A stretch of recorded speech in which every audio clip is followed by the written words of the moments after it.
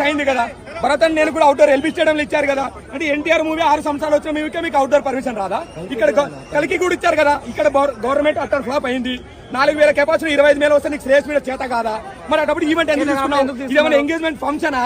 ఎన్టీఆర్ 6 సంవత్సరాలైంది మా దేవుని చూసగా. మీరు లేక మేము ఈవెంట్కి వస్తే ఎక్కడ మేము అనంతపురం కర్నూలు నుంచి వచ్చినాం, పొద్దున 5 గంటలకు లేసి వచ్చినాం, 8 తుఫాన్లు తెచ్చుకొని చేతిలో తెలిసింది. నువ్వు ఎందుకు ఇస్తున్నావు? ఇక్కడ పోలీస్ డిపార్ట్మెంట్ ఫ్లాప్ అయింది, భువనపర్ ఫ్లాప్ అయింది, మాకు మీడియా సహకారం వచ్చింది ఈ రోజు. అంతే.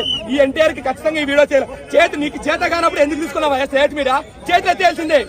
Down Shreyas media, down Shreyas media. ఇది ఖచ్చితంగా అన్నకి చేరాలా? నువ్వు ఇదే పెళ్లి ఫంక్షన్ కాదు, ఎన్టీఆర్ అన్న ఫంక్షన్ అయితే నువ్వు అవుట్డోర్ ఇవ్వాలా. ఇక్కడ గవర్నమెంట్ కూడా అవుట్డోర్ ఇవ్వాలా. భరతాన్ని నేను ఇచ్చింది, కలికి ఇచ్చింది, మరి ఎందుకు దేవరక్ష సినిమాకి ఇవ్వాలా?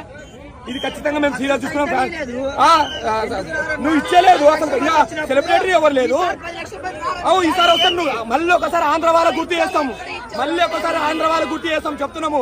స్ట్రేట్ మీడియా చెత్త మీడియా చేతులు ఎత్తేసింది ఈ రోజు. ఎన్టీఆర్ ఫ్యాన్స్ మళ్ళీ ఖచ్చితంగా నిరాశ జరుగుతుంది. ఖచ్చితంగా చూపిస్తున్నాం.